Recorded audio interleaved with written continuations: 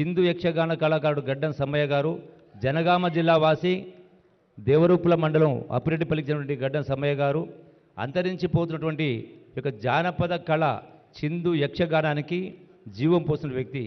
1956లో జన్మినటువంటి సమ్మయ్య 6వ తరగతి వరకు చదివారు, కానీ ఈనాడు అత్యున్నతమైనటువంటి పద్మశ్రీ అవార్డు పొందడం జరిగింది. అట్లాగే 2017లో తెలంగాణ ఆవిర్భావం తర్వాత పురస్కారం అందుకున్నటువంటి ఈ యొక్క సాంస్కృతిక పర్యాటక శాఖలో, అట్లాగే డాక్టర్ కూరెల విఠలాచార్య గారు తెలుగు రచయిత, విశ్రాంత ఉపన్యాసకుడు, సామాజికవేత్త, గ్రంథాలయ స్థాపకుడు డాక్టర్ కూరెల విఠలాచార్య గారిది యాదాద్రి జిల్లా. సాహిత్యమే ఊపిరిగా 5 దశాబ్దాలుగా రచన చేస్తున్నారు. మరి వీరు 22 పుస్తకాలని వెలువరించడం జరిగింది. వీరికి కూడా ఈనాడు పద్మశ్రీ అవార్డు వచ్చే సందర్భంగా అభినందిస్తూ వారిని సన్మానించే కార్యక్రమం చేసుకుంటూ ఉన్నాం. అట్లాగే యాదాద్రి శిల్ప కళాకారుడు వేలు ఆనందాచారి గారు కూడా ఈనాడు పద్మశ్రీ అవార్డు రావడం జరిగింది.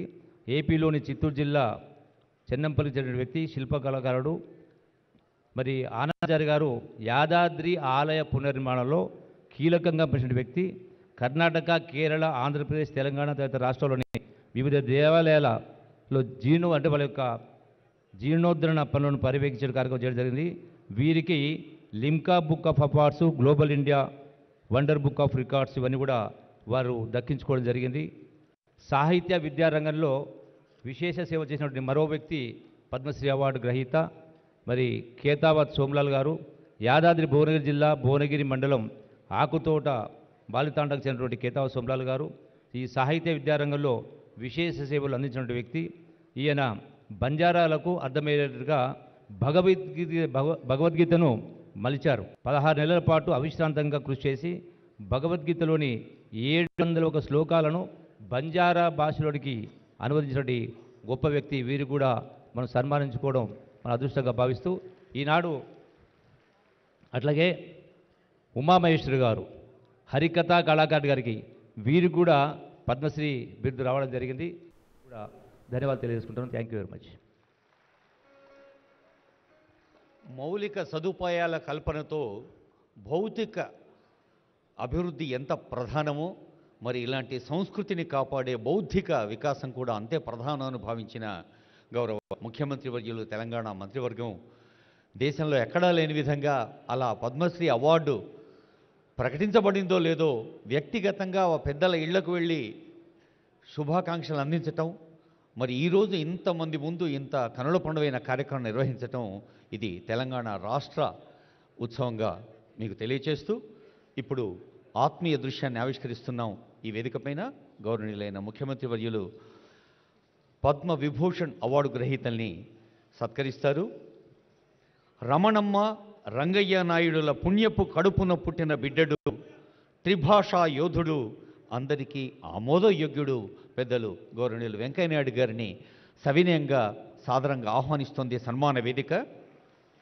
భాషపై అద్వితీయమైన పట్టు, మాటల కనికట్టు, పద్ధతి లేనితనం పనిపట్టు, మనదైన తెలుగు కట్టు బొట్టు, విద్యార్థి నాయక దశ నుంచి రాజ్యాంగ ఔన్నత్య పదవి ఉపరాష్ట్రపతి దాకా తిరుగులేని హిట్టు, సాక్షాత్తు దేశ ప్రధానమంత్రి అన్నారు, వారి మాటలు వేగంగా స్వారీ చేసే గుర్రంలా సాగుతాయని.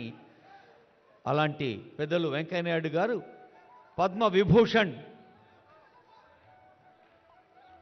అవార్డును సొంతం చేసుకున్న సందర్భం.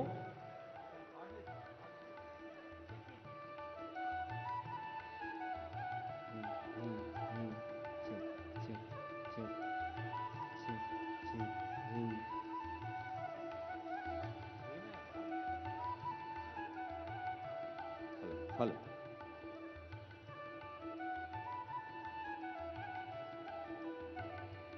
ఈ సన్మానంలో మనం సైతం పాలు పంచుకున్నాం కరతాళధ్వనులతో.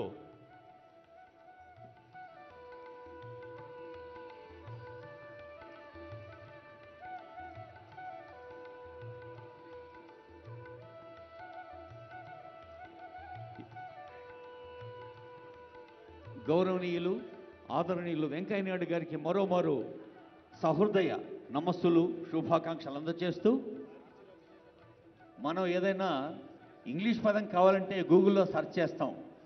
MEGA అనే 4 అక్షరాలని గూగుల్లో కొడితే గ్రేట్ అనే అర్థం వస్తుంది కదా. బహుశా ఇంకో 10 ఏళ్ల తర్వాత మెగా మీనింగ్ అని కొడితే చిరంజీవి అనే అర్థం వస్తుంది. అలాంటి చిరంజీవి గారిని ఆహ్వానిస్తుంది వేదిక.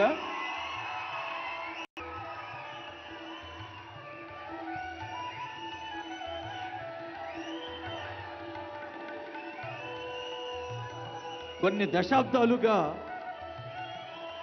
తెలుగు సినిమా కోసం ఒక క్రమశిక్షణతో, పట్టుదలతో, సహనంతో, వినయంతో చేస్తున్న కృషి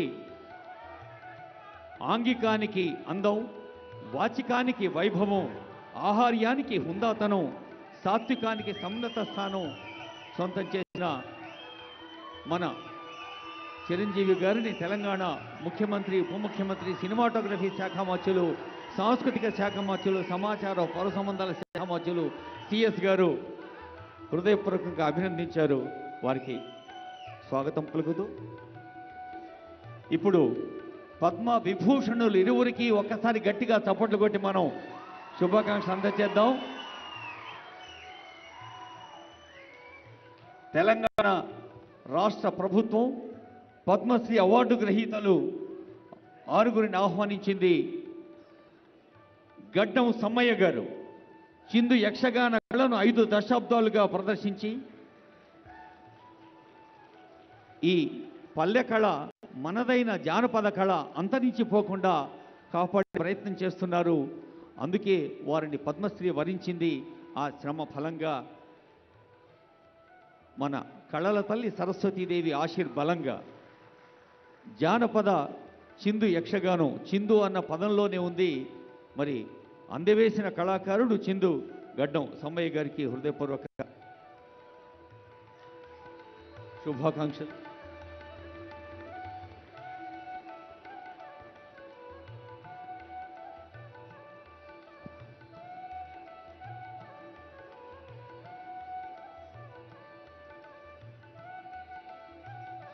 పద్మశ్రీ అవార్డు అందుకుంటున్న కళాకారులందరికీ హృదయపూర్వక శుభాకాంక్షలతో స్థపతి వేలు ఆనందాచారి గారిని ఆహ్వానిస్తోంది వేదిక. స్థపతి వేలు ఆనందాచారి గారు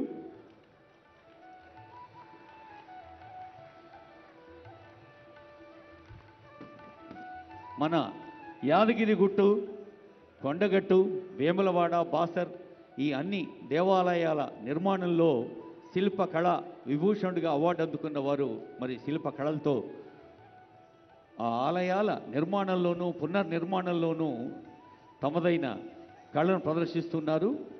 వేలు ఆనందాచారి ఆలయ నిర్మాణాల్లోనూ పునర్నిర్మాణాల్లోనూ కీలకంగా పనిచేస్తున్న వీరు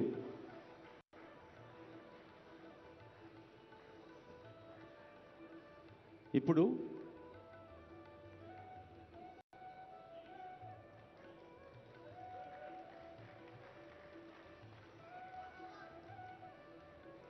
వేలు ఆనందాచారి శిలలు వారితో పలుకుతాయి. వారి వేళ్ల మధ్యన ఉలి ఒక కలంలా పరవశించిపోతుంది. ఆనందాచారి గారికి హృదయపూర్వక ధన్యవాదాలతో ఇప్పుడు దాసరి కొండప్ప గారిని మీ అందరి కరతాళ ధ్వనుల మధ్య సాదరంగా ఆహ్వానిస్తున్నాం. కొండప్ప గారు తంత్రి వాద్య నిపుణులు. ఇప్పుడు కేతావత్ సోమ్లాల్ గారు అవార్డు అందుకుంటున్నారు. బంజారా భాషలో భగవద్గీతను ప్రజలకు అంకితం చేసిన సోమ్లాల్ గారు. దాసరి కొండప్ప గారు అది సోమ్లాల్ గారికి హృదయపూర్వక శుభాకాంక్ష. వందలాది బంజారా గీతాల్ని, బంజారా సంస్కృతిని సంగీతమయం, సాహిత్యమయం చేసిన వారికి హృదయపూర్వక శుభాకాంక్షలతో తంత్రి వాద్యమైన బుర్రవీణ కళాకారుడు దాసరి కొండప్ప ఆ కళను మనం బతికించుకోవాలి, ముందు తరాలకు అందించుకోవాలన్న సంకల్పంతో మరి తెలంగాణ రాష్ట్ర ప్రభుత్వం జానపద కళల పరిరక్షణ కోసం చేస్తున్న కృషి మీ స్పందనకు ప్రత్యేక ధన్యవాదాలు. ఆయన చేతిలో ఉన్న తంత్రి వాద్యం ఆయన సొంతంగా తయారు చేసుకున్నాడు. మామూలుగా మనకు కావాలంటే ఏ కోటికో సుల్తాన్ బజార్కో పోయి మ్యూజిక్ ఇన్స్ట్రుమెంట్ కొనాలి, కానీ కొండప్ప సొంతంగా తయారు చేసుకున్నాడు. అది సొరకాయ ఎండబెడితే సొరకాయను స్వరకాయగా మార్చాడు. సొరకాయలోని స్వరకాయాన్ని ఆయన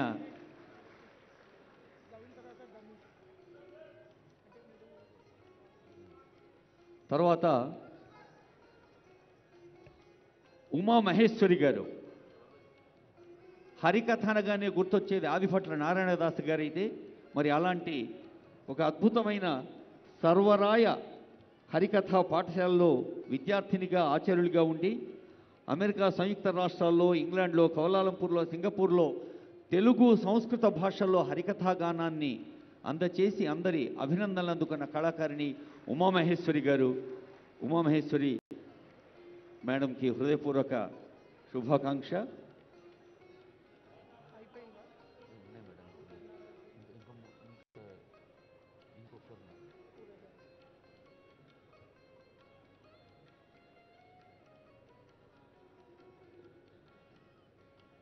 భారత భాగవత రామాయణ ఇతిహాసాల్ని, చారిత్రక గాథల్ని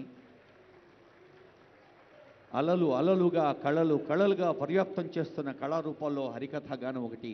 ఉమామహేశ్వరి గారికి హృదయపూర్వక శుభాకాంక్షలతో కూరెళ్ల విఠలాచార్య గారిని ఆహ్వానిస్తున్నాను.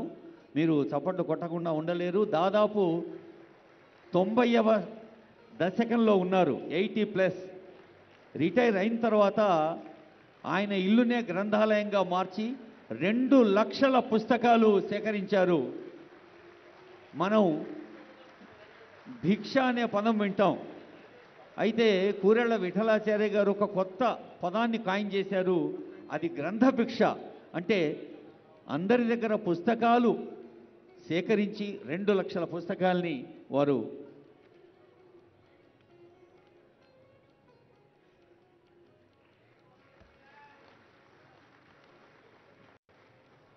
ఇప్పుడు మరొక ప్రత్యేకమైన అంశంతో వేదిక మిమ్మల్ని అలరించనుంది. 25 లక్షల రూపాయలు గౌరవనీయులైన ముఖ్యమంత్రి వర్యులు, ఉప ముఖ్యమంత్రి వర్యులు, మంత్రివర్గ సభ్యులు, గౌరవనీయుల మంత్రివర్యులు అందరూ కళాకారులు అందజేస్తారు. పద్మశ్రీ అవార్డీస్కి 25 లక్షల విఠలాచార్య గారికి నమస్సులు.